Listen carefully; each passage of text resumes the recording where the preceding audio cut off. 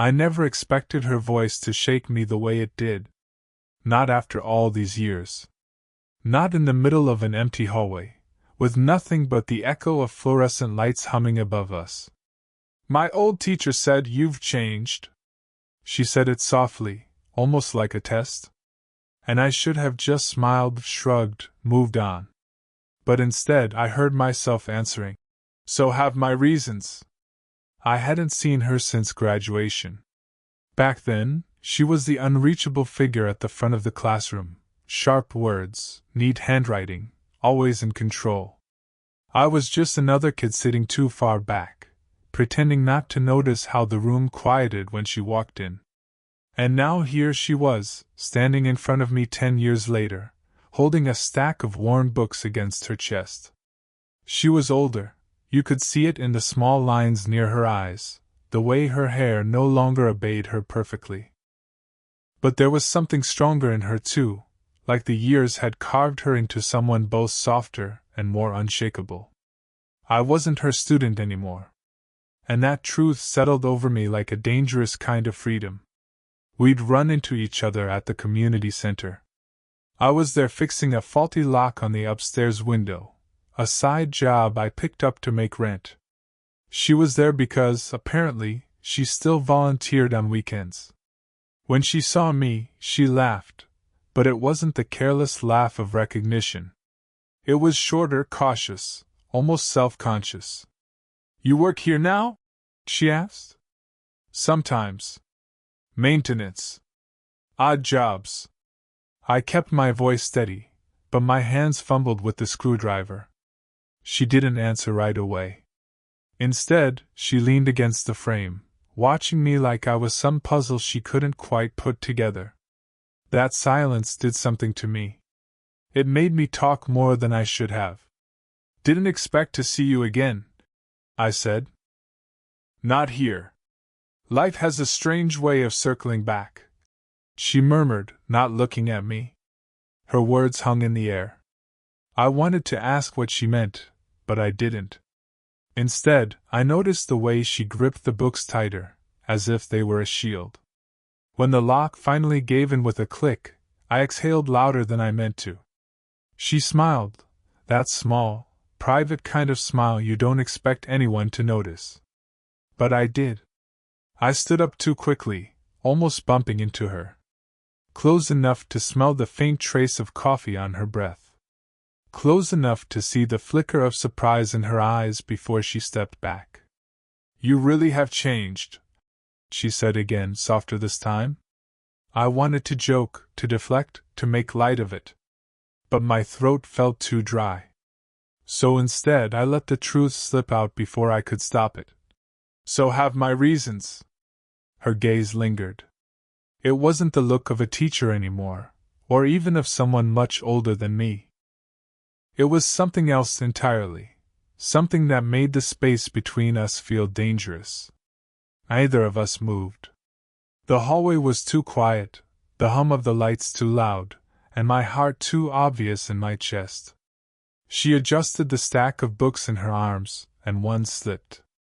Without thinking, I caught it before it hit the floor, my hand brushing hers for the briefest second. Her fingers didn't pull away. And in that pause, in that fragile beat of stillness, I knew this wasn't the same story we'd left behind years ago. I should have let go of the book right away. Just handed it back, stepped aside, kept everything neat and forgettable. But her fingers stayed on the cover a fraction too long. And when she finally took it, I saw the tiniest tremor in her hand. That was when it hit me, this wasn't safe. Not for her, not for me. She broke the silence first. "Thank you? You're quicker than I remember." "Guess I've grown up," I said, half smiling, but my voice came out lower than I meant. Her eyes flicked over me, not a long stare, just a quick assessment, like she wanted to prove something to herself. But even that glance made my pulse kick harder. I shouldn't have been thinking about how close we were, or how different she looked outside the walls of a classroom. But all I could see was the curve of her wrist against the stack of books, the tiredness under her eyes, the kind of tiredness that doesn't come from lack of sleep, but from carrying too much. I wondered if anyone else noticed that about her. She shifted, as if realizing the air between us had thickened. "I volunteer here on Saturdays," she said quickly. "Keeps me busy. Keeps me useful." Useful. That word clung to me. Too sharp, too heavy for a casual excuse. "Useful?" I asked before I could stop myself. Her lips pressed together, and for the first time since I'd seen her again, she looked away. "Divorce does strange things to a person," she said quietly. "You start filling time with whatever you can." The hallway seemed to shrink. My chest tightened. I wasn't sure what to say, if I should say anything at all. But I couldn't stop looking at her profile, the strength it took just to say those words out loud. She'd never let us see her weakness before. Never. And here she was, letting me glimpse it. I tried to steady myself, to keep my voice neutral. "I didn't know." "Of course not," she said with a light, almost bitter laugh. "Why would you? That was another life." Her tone was final, but her body betrayed her. She hugged the books tighter to her chest, like they were armor. I wanted to take them from her, set them aside, and ask what she was really holding back.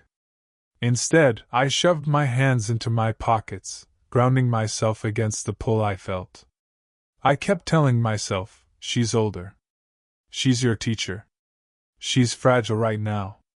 Don't cross a line you can't uncross." But my mind betrayed me, replaying that small tremor in her hand, the way she said "useful," like it was the only way she still mattered. She shifted again, finally meeting my eyes. For a second, either of us blinked. Then, with a breath so faint I almost didn't catch it, she said, "You don't have to leave right away. There's still a broken shelf in the back room. Stay a little longer?" Her hand reached out, just brushing my sleeve, a touch so light it could have been accidental. But I knew it wasn't. And the worst part? I didn't want to pull away. His was the beginning of something neither of us had words for. The back room smelled faintly of dust and paper, the kind of air that clung to old wood and forgotten things. I followed her in, tools clinking lightly at my side, pretending I was here for the shelf. Pretending this was just work. She set the books down on a table with more force than necessary. One slid, landing crooked, but she didn't fix it. She just leaned against the edge, arms folded now, watching me like she was daring me to say something. I crouched by the shelf, tugging at the loose bracket, trying to keep my focus on screws and angles instead of the woman standing behind me. But it was impossible not to notice the way the silence shifted around her, the way every small movement she made seemed louder in that quiet room. When I finally stood to test the shelf's balance, she was closer. Too close. "You've always been like this," she said suddenly. I blinked. "Like what?" Her lips curved in a half-smile, but her voice wasn't teasing. "Focused. Careful. You pay attention to things people usually ignore." Something in my chest tightened. I wanted to ask her if that's why she was watching me now. I wanted to tell her she was the same, still carrying herself with that mixture of authority and grace, but softer now, more human. Instead, I muttered, "Guess it's just how I am." The truth was, I'd noticed her too much already. The faint scent of her perfume, how her blouse creased at the elbow, the way she held herself like she wasn't sure if she wanted me closer or farther away. Her hand grazed the shelf, fingers brushing near mine as if to test its steadiness. My skin prickled at the near contact. "You fixed it," she said, almost a whisper. I swallowed hard. "Yeah. That's what I'm here for." But neither of us stepped back. The moment cracked with a sudden vibration, her phone buzzing on the table. We both startled, the spell breaking, and she glanced at the screen without touching it. "Do you need to answer?" I asked, my voice hoarse. She shook her head quickly, pressing the phone face down. "No. Not right now." Her insistence carried weight. Whoever it was, she didn't want them in this moment. And that knowledge made it worse. I tried to back up, to put distance between us, but my shoulder bumped the wall. She didn't move away. Her eyes were steady now, searching mine, and I could feel the fight inside me unraveling. "This feels—" I started, but stopped myself. Her eyebrows lifted, waiting. "Feels what?" I shook my head, forcing a laugh that sounded too thin. "Like I should go." But when I shifted, her hand caught my forearm, warm and deliberate. "Not an accident. Not this time." "Stay," she said, her voice low, almost breaking. My heart hammered so hard it hurt. And in that fragile space between her touch and my hesitation, I couldn't tell any more if her hand was still on my arm. Not heavy, not insistent, but steady enough that I didn't move. It should have been easy to step back, to laugh it off, to let her excuse it as nothing. But I didn't. I couldn't. Her eyes searched mine, too openly now. The guarded teacher, the untouchable figure from years ago, she was gone. What I saw instead was a woman standing too close, tired of holding everything in. "You don't know how strange this feels," she said at last, her voice low, almost trembling. I swallowed hard. "Strange how?" Her fingers tightened slightly before she let go. She exhaled, shaking her head. "Because I shouldn't even want you here this long." The words landed heavy. There was no pretending after that. I should have stepped back. But instead I whispered, "And yet you asked me to stay." Her lips parted like she wanted to argue, but no sound came. For a moment, neither of us breathed. I noticed everything too clearly, the small pulse at her throat, the way her shoulders shifted as if she were bracing herself, the faint shine in her eyes. "You've grown into someone I barely recognize," she murmured finally. "Someone I didn't expect." I tried to keep my voice even. "Is that good or bad?" Her laugh was short, nervous. "That's the problem. I don't know." Something sharp twisted in me. All those years, I'd thought of her as untouchable, far above me. And now, here she was, admitting uncertainty. Admitting she was thinking about me in ways she couldn't quite name. I took a step closer before I realized I was doing it. "You don't have to know," I said quietly. The air tightened between us. A knock at the far door startled us both. We froze, not moving, not speaking. Whoever it was didn't wait. Footsteps retreated down the hall. She pressed a hand against her forehead, laughing under her breath like the sound was breaking. "See? Even the building knows this is wrong." "Maybe it's not," I said. My voice came out steadier than I felt. Her head snapped toward me, eyes sharp now, searching. "What did you just say?" I hesitated, but the truth pressed too hard to bury. "Maybe it's not wrong. Maybe it's just different." The words hung there, reckless, irreversible. She stared at me, silent. For the first time, I couldn't read her expression, torn between fear and something else I didn't dare name. Slowly, she stepped closer, closing the space I had tried so hard to hold on to. "Careful," she whispered, though she didn't move away.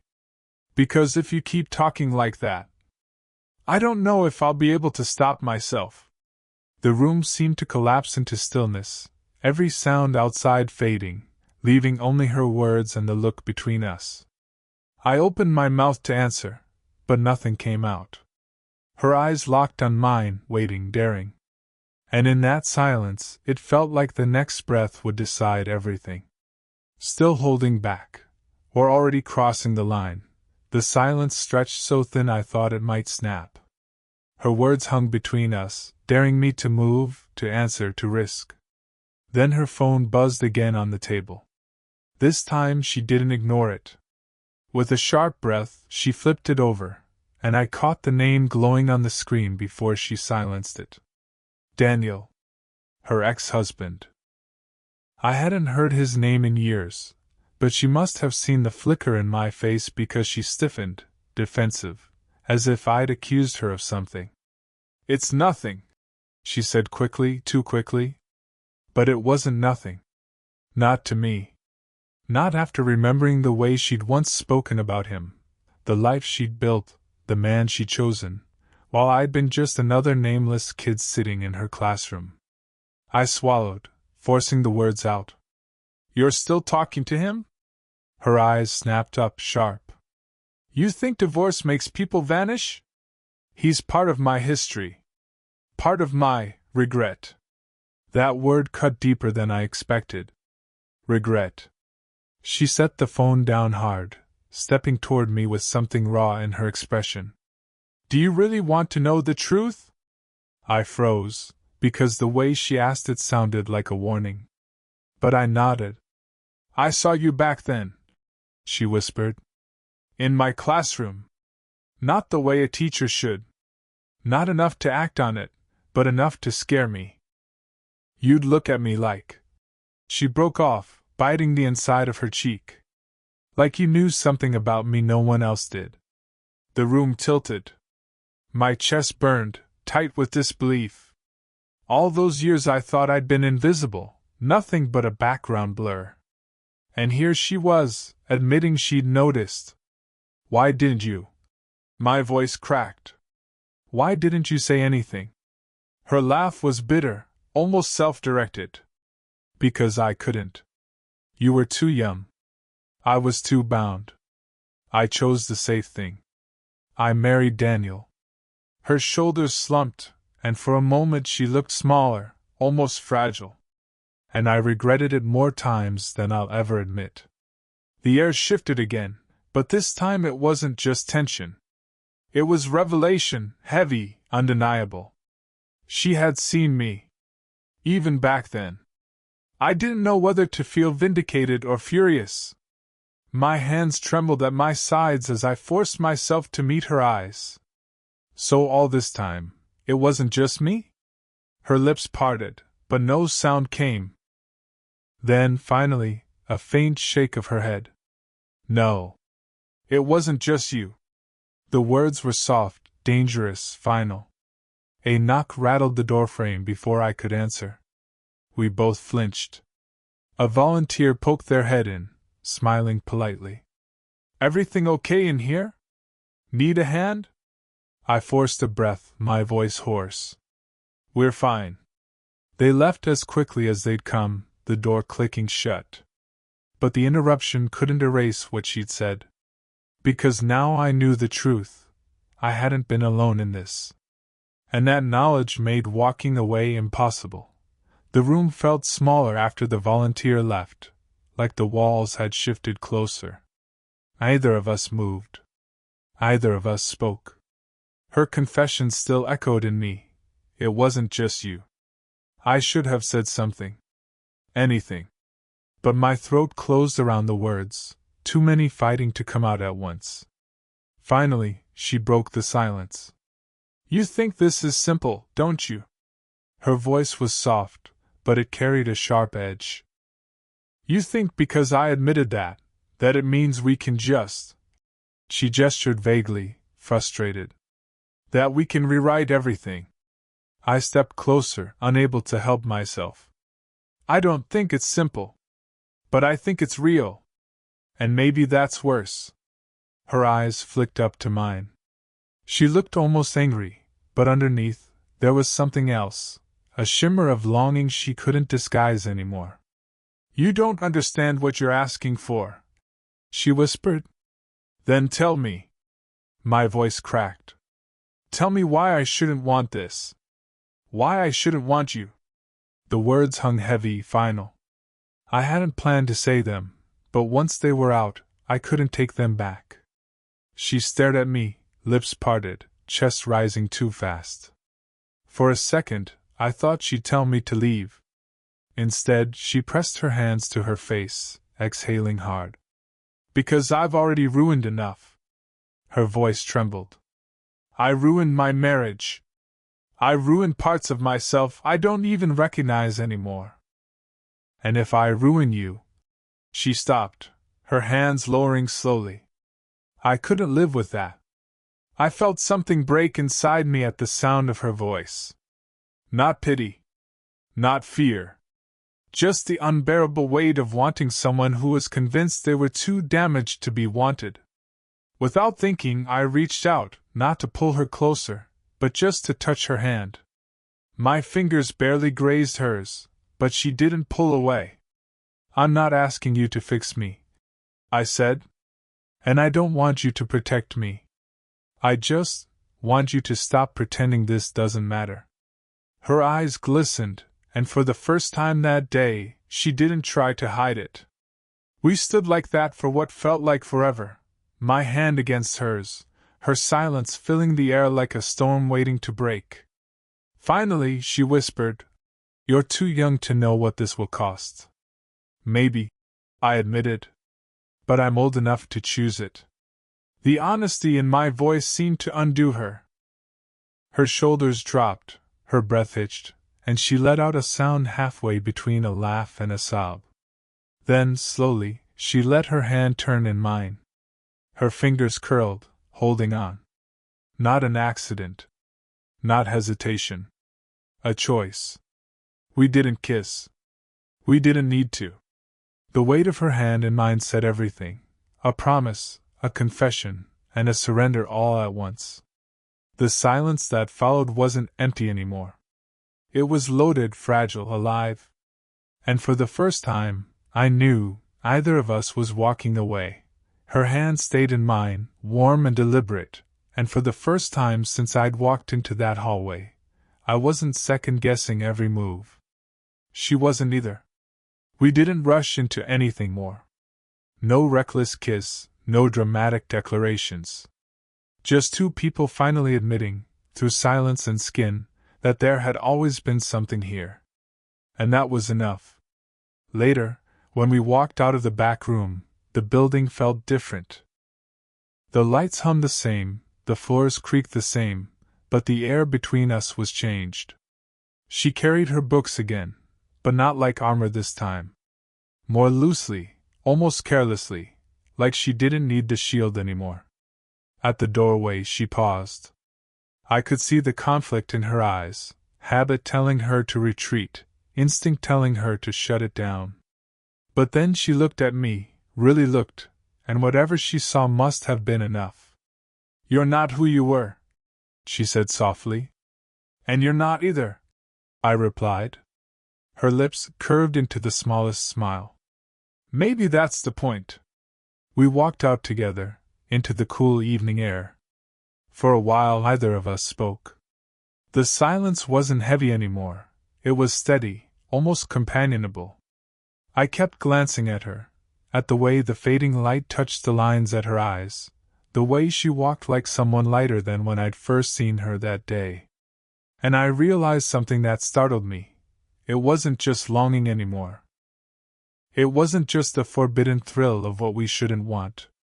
It was that, for the first time, she let me see her fully, the regret, the strength, the cracks. And she didn't flinch away. And in return, she saw me too. Not as a student. Not as a boy who used to sit at the back of her class. But as a man who chose her, fully, with no hesitation left. When we reached the corner, she stopped walking. For a moment, I thought she was going to say goodbye. Instead, she asked, "So, what happens now?" I smiled, because I didn't have a perfect answer. "We figure it out. Together." Her shoulders dropped, and for the first time all day, she looked at peace. She reached out, lacing her fingers through mine again. No hiding, no trembling. Just choosing. And in that moment I knew we weren't running from the past anymore. We were stepping into something new. Something real. Every story leaves a mark, and this one changed us both. She let go of her regret. I let go of my hesitation. And together, we found a space where two imperfect people could finally meet in the middle. Not as teacher and student. Not as what we used to be. But as who we were now.